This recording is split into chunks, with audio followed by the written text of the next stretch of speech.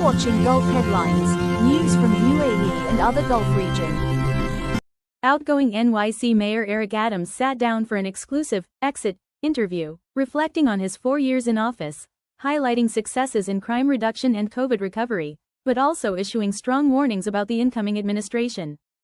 During the exclusive exit interview, when it was asked that, when you were running for mayor 4 years ago, you highlighted how your path to join the NYPD and then run for public office began in the 1970s, when as a 15-year-old, you and your brother were beaten by white cops in the basement of the 103rd Precinct station, and that you wanted to end systemic racist practices from the inside. Now today, visiting that same precinct, what are your thoughts and how has the city, and Eric Adams, changed in the 5 decades since?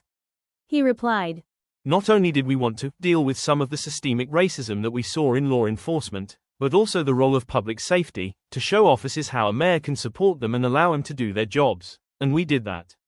The numbers are clear, they can't be fudged. Record decreases in crimes. Subway system is safe. 25,000 illegal guns off the streets. We brought back order in the city. We brought back a city that was not chaotic, but a city that allowed families to grow."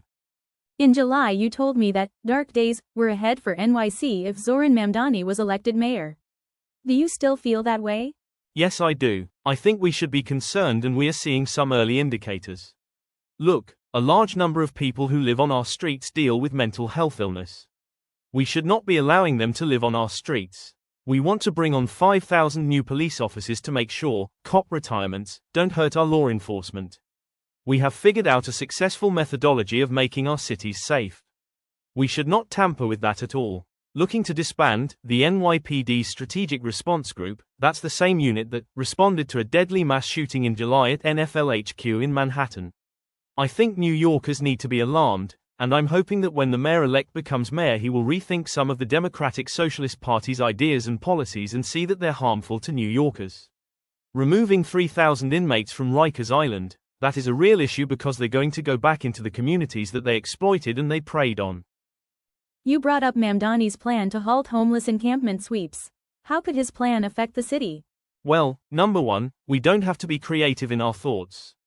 Just go look at cities where they allow people to sleep on the street, to cook on the street, people to relieve themselves on the street. When you are so idealistic that you are not realistic, it impacts the safety and the quality of life of New Yorkers.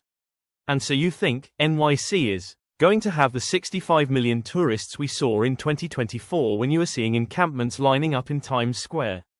Parents, do they want to come outside their homes and see someone sleeping on a mattress on their block or young children walking down the block selling their bodies? President Trump and Mamdani's meetup at the White House went surprisingly well. Do you think this is political posturing, or can they actually work together?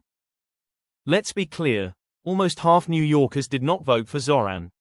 We're not going to be able to function in the city if those 49% every day walk around and say, "He's not my mayor."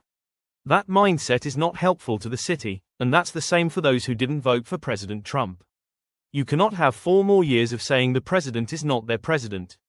It's time for us to be politically mature enough and respect our democratic process. So I'm hoping they can work together. There's some real challenges in front of us. Zohran is going to be able to use all the money in his budget and not deal with asylum seekers because President Trump secured our border, so he should be thankful for that. But I think that it is imperative for him to know that just as he wants people to respect him as a mayor, he has to respect the president as the president. Do you think Mamdani and Police Commissioner Jessica Tisch will be able to work together? I hope so. Commissioner Tisch has shown that she can lead. The most important relationship you could have in the city is a relationship between the police commissioner and the mayor because safety is the foundation of the success of the city. There are plenty of Jewish New Yorkers fearful over how the next 4 years will be under pro-Palestine Mamdani, who has said he will serve all New Yorkers, including Jews. Are you buying it? I have not seen enough to state that I do buy it. There needs to be a clear denouncement of globalize the intifada. There needs to be a clear denouncement of people standing in front of a house of worship and calling for harm to a particular group. A mayor must not only lead based on what they say, but what they do. He has to send a very clear message that anti-Semitism and hate of any faith will not have a place in the city. Thank you for watching Gulf Headlines. Follow us for more news updates from UAE and other Gulf regions.